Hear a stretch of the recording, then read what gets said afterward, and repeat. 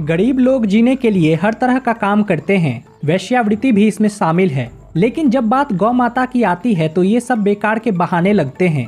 मुसलमानों को गाय बेचने का कृत्य हिंदू समाज में ग्रसित एक गहरी बीमारी को दर्शाता है। यह सांस्कृतिक, धार्मिक, आध्यात्मिक जुड़ाव का बहुत बड़ा नुकसान है।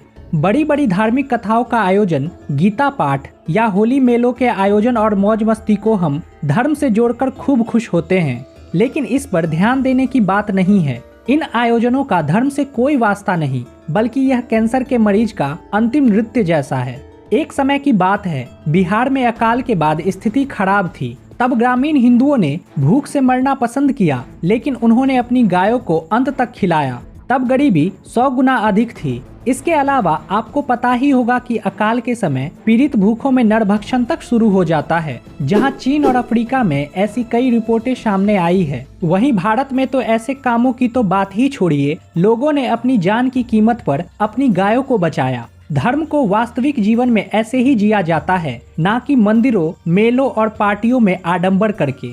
धर्म उस दिन मर जाता है जिस दिन हिंदू ब्राह्मण गौ और स्त्री की रक्षा के लिए नहीं मरते। महाभारत का मुख्य संदेश यही है, अगर तुम किसी महिला को निर्वस्त्र करने की कोशिश करोगे तो तुम्हें मार दिया जाएगा।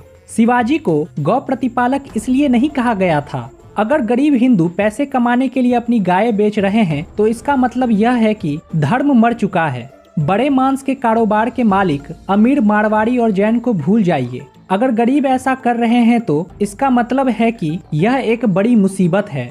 हमें खुद को खत्म करने के लिए मिशनरियों और जिहादियों की वास्तव में जरूरत नहीं है, हम खुद ही ऐसा कर लेंगे। यह काफी हद तक सत्य होता प्रतीत हो रहा है, इसलिए अभी भी समय है। हिंदू जाग जाओ।